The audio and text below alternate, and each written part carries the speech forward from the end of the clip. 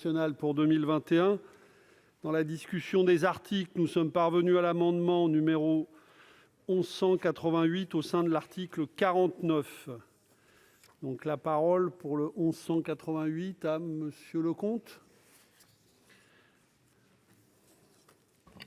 Merci Monsieur le Président, Monsieur le Ministre, mes chers collègues. Les établissements scolaires homologués ont des statuts juridiques très divers à l'étranger. Ils doivent tenir compte du droit local, mais aussi des conséquences fiscales et sociales des relations entre l'établissement scolaire et l'Agence pour l'enseignement français à l'étranger. Pour ces raisons, le développement d'un projet immobilier peut parfois nécessiter la mise en place d'une entité juridique distincte, dédiée au projet, à la construction du projet immobilier. L'entité dédiée est alors liée contractuellement ou statutairement à l'établissement scolaire. Malheureusement, dans ce type de situation, le dispositif proposé, comme d'ailleurs le dispositif auquel il se substitue, ne permet pas de demander une garantie de l'État, alors que celle-ci peut se révéler indispensable pour réaliser le projet immobilier dans des conditions financières raisonnables.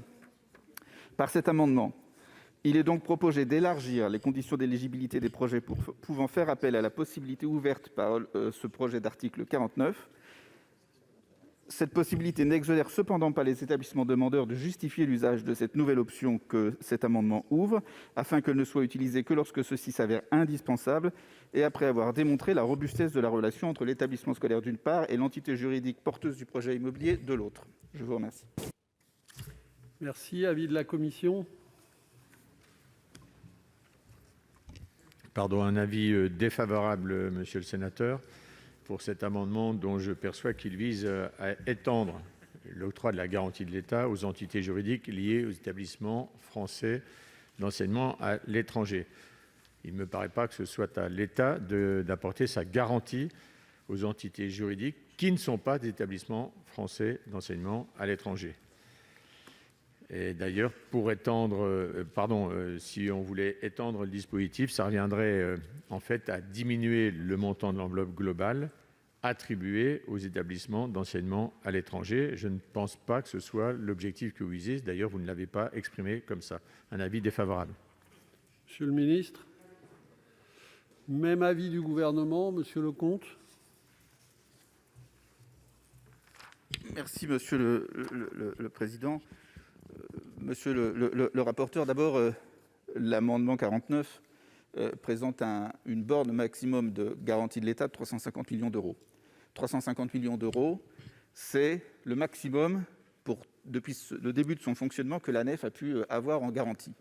C'est-à-dire que ce n'est pas un sujet.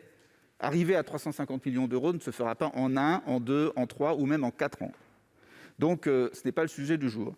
Le sujet du jour, monsieur le rapporteur, c'est de permettre à des établissements dont le statut juridique ne peut pas permettre de porter un projet immobilier d'ouvrir cette possibilité à une entité juridique dédiée.